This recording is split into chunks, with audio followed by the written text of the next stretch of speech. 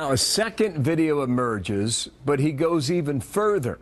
That's where we start today. I'm Bill Hemmer, and welcome here to America's Newsroom. Good morning, Good morning, Martha. Bill. Good morning, everybody. I'm Martha MacCallum. So Gruber played a key role in designing the health care law for the president.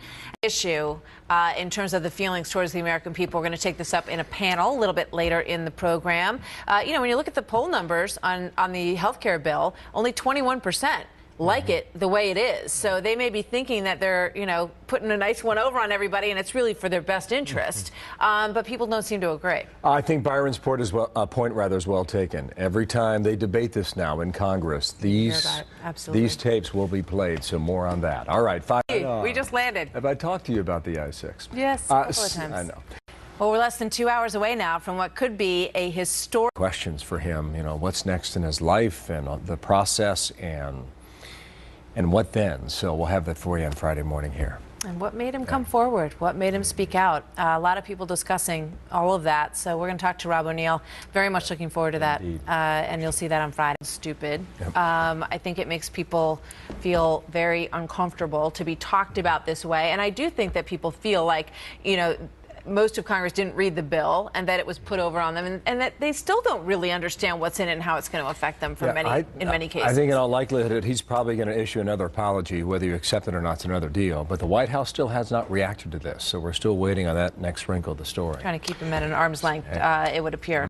We are just getting a look at some amazing video that now of America's Newsroom. Glad to have you with us. I'm Martha MacCallum. And I'm Bill Hemmer. Good morning. Top Republican. Targeted by snipers. I mean, just to imagine what it's like to live in a place like this where children are running around the streets being shot at by snipers, children who have no involvement whatsoever in what's going on politically inside Syria, is just an astonishing way to grow up, and a heroic little boy by the looks of this video. Think about how many reporters are not in that country. Absolutely. Because it is too dangerous to be there. How many more images, similar or even of more graphic nature, we would be watching. Maybe happening every day. Unbelievable. Exactly. 8 minutes past the... Well, there have been a barrage of attacks in the media targeting, plus a gripping documentary on the man who killed Osama bin Laden.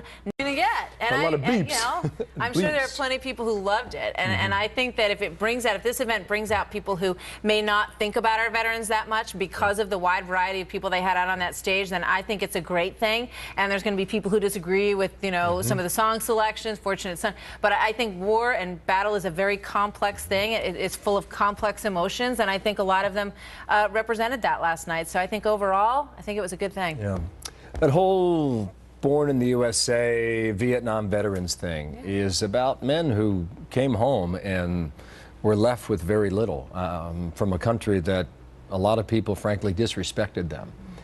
And now we have the current war on terror, and you walk down Fifth Avenue in Manhattan yesterday and all those men and women in uniform, and so many people here in New York waving to them and thanking them and buying them a beer in the bar. It's cool to see.